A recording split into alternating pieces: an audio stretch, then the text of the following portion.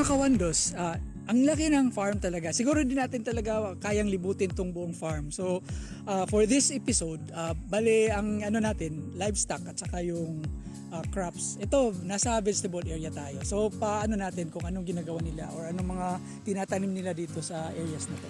Okay, Raf, sige, explain mo sa amin kung anong nandito. Alright, so Nasaan tayo ngayon? welcome po sa aming organic vegetable production. Oh, yeah. Ayan, so ito yung ano namin mga gulays. We have mga high valued crops such as lettuce, cabbage, carrots, mga repolyo, cauliflower and broccoli. So di ba usually yung mga lettuce is dun sa mga malalamig na lugar. Opo, pero dito po sa Lao Farm, ano po, kaya po namin buhayin yung mga lettuce dito, yung mga high valued crops. Opo, so kaya namin sila patubuin ng maganda. Dahil sa wati. Opo, dahil po sa vermicast na namin. So, yun po, yung fertilizer namin sa mga gulay namin, yun po yung tinatawag natin na vermicast. So, ayun po talaga. So, ito po yung tinatawag namin na UMT or Upland Microcatchment Technology. Wow, technical yun. Sige, explain natin Apo. So, etong technology na ito, usually talaga is applicable to dun sa mga slopey areas, parehaan ni medyo slopey yung area. So, bakilid sa ato sa Bisaya. Opo.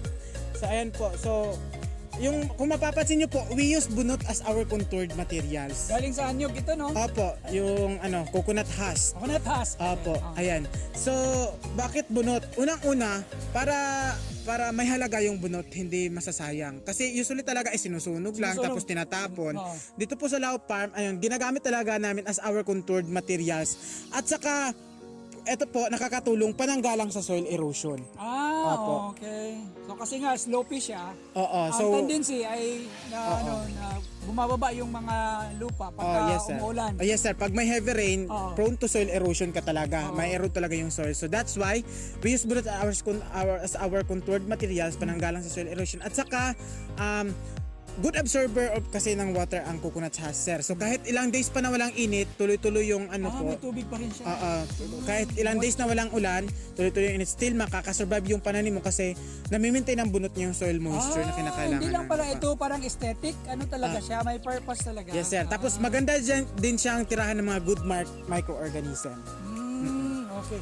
Sige, ang ganda ng vegetation, napansin ko, ganda ng vegetation ng the whole farm. Kaya nga siguro siya tinatawag na integrated kasi ang daming klasing mga tumutubo dito, fruit trees at saka mga vegetable. So ito ang tanong ko sa iyo, Rafi. 2 years ka na dito? Opo, sir. Paano binago ng Lao Farm ang buhay mo? Nako. Medyo tayo. Sige, ikaw na. Sa ngayon po kasi ako po yung nagsusuporta sa pamilya ko. Ako na din yung nagpapaaral sa mga kapatid ko. Sa ngayon kasi almost mga 1 year na kasi simula nung nawala yung aking ina. Tapos okay na sir.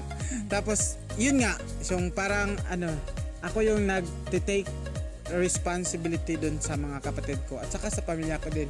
So, Ilan bang kapatid mo? 5 po kami lahat. So ako yung panganay, so obliged talaga ako na yung mag-support. Wow. So galing naman.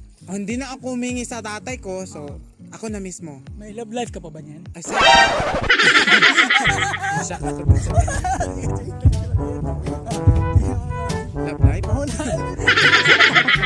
Sige, so yan. Sa ngayon sir, pag sabihin natin yung yung estado ng pamumuhay, iba na kaysa dati. Paano nag-iba? Yun,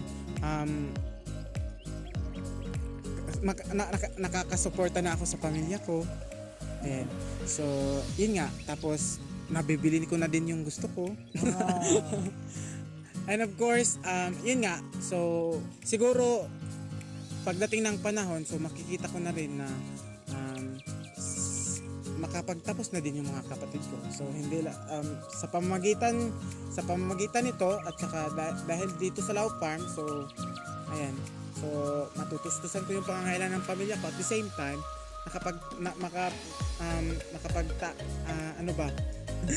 mapahon man ako pa eskwela ko ang mga igsuon. So okay, thank you. Sorry nabigla ka doon So eto, may mga... may fish din. Opo. Anong klaseng fish ito? Tilapia, sir. Tilapia. Ito po. Ba't orange? Red tilapia po yan. Pero orange yung color. Orange yung color. Pero ang tawag sa kanya, red tilapia. Red tilapia. Actually, ngayon lang ako nakakita na may ganyang kulay pala na tilapia. Akala ko kasi parang carpa. Or carp. Hindi siya carp Hindi siya, pala. sir. So ito ay kinakain ba? Or Yes, sir. or ano lang, pang ano lang. Ito po yung ano namin, dito po kami kumukuha. Halimbawa, may order dun sa Kumangki Restaurant. So, halimbawa, may order na fish. So, dito yung parang fresh from the farm talaga dito galing yung mga Anong kinakain ng tilapia? ano po, yung mga pre-process namin ng mga vegetables, yung fermented vegetables at saka tahop, yun, dyan namin na. Dito po sa Lao Farm, so masasabi namin talaga na napakalaki yung income namin tapos maliit lang yung ano namin gasto kasi sa pagkain pa lang daan ng para sa mga alaga nating hayop, hindi na kami bumibili sa labas. So dito na kami kumukuha ng ano po, yung feeds para sa mga livestock. So ginawa namin halimbawa kapag may mga exist vegetables kami or yung mga reject na mga gulay, hindi po yun nasasayang. So kinokolekta po namin yung mga exist vegetables tapos nalalagay namin doon sa ano namin vegetable fermentation room. So doon po namin piniperment lang namin yon at saka yun na po yung gamit namin as our pagkain sa or pagkaon sa ang mga hayop. Ayan.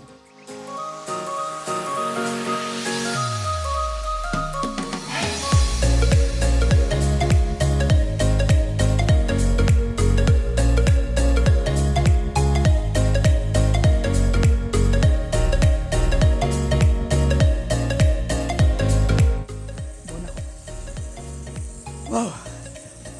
Mga kawandos, dito na tayo sa tuktok. Tuktok ng farm.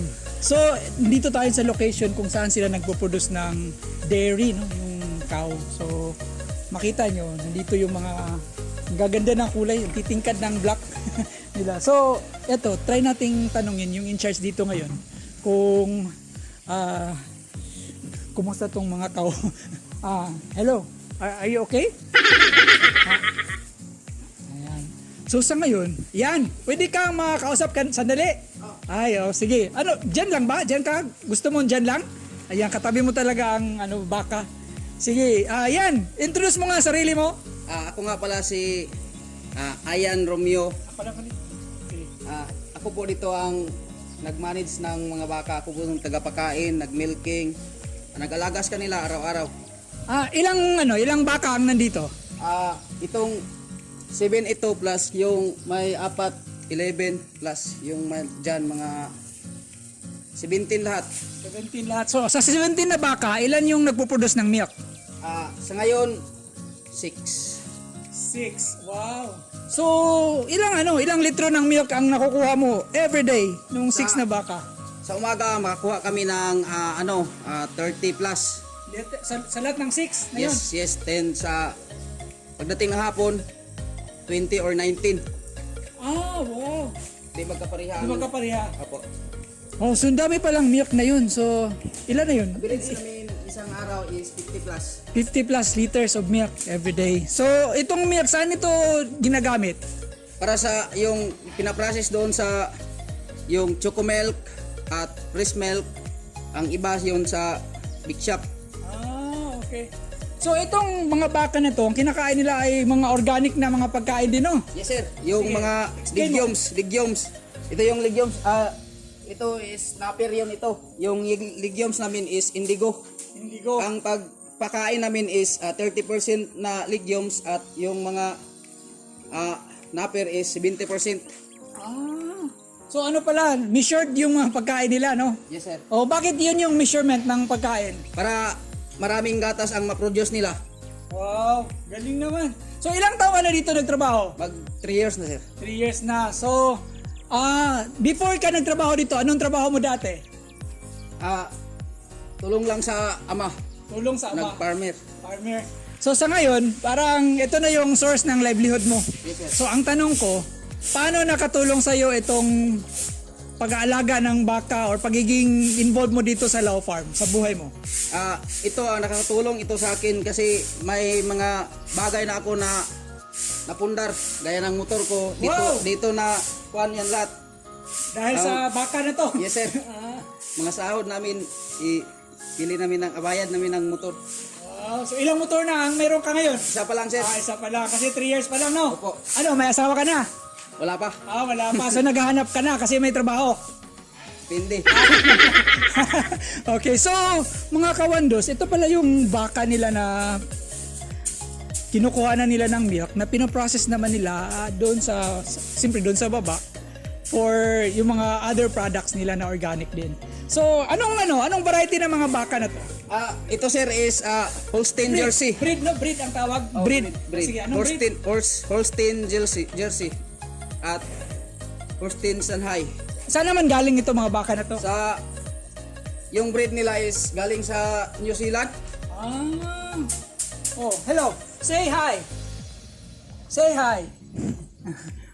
Ayun niyang mag-hi So New Zealand pala itong mga baka na to. So may may nanganganak din dito, ganyan. Wala pa sir, sa ngayon wala pang nanganak. Buntis itong 4. Buntis itong 4. So gaano na katagal ang pag-grow ng baka dito sa farm? Mag 3 years na po sila sir. 3 years. Okay. So, yun mga kawandos. Ang ganda ng kung mapansin nyo, itong farm na to ay parang complete yung cycle of life. Kasi galing doon sa pag-produce nila ng vermicast hanggang sa ginamit nila doon sa mga plants. At saka pati na rin itong mga hayop ay dependent doon sa mga organic na materials na kinakain. At saka yung tanungin natin kung itong mga dumi ng baka anong ginagawa. Yan. Anong ginagawa nyo sa dumi ng baka? Ikaw muna. Okay. Thank you. Doon tayo sa kabila. Ito yung galing dito. Lagay namin dito. Ito. Tapos i-transfer namin dyan. Ipa-dry namin dyan. Pag pa-dry na, transfer na dyan sa vermicompost namin. Wati na ang bahala sa kanila. So papakain din sa watito. Yes sir. Pag 1 month na, kami na ang bahala mag-harvest. Na sa farm, yung Fertilizer na rin sa farm. fertilizer na sa mga tanim.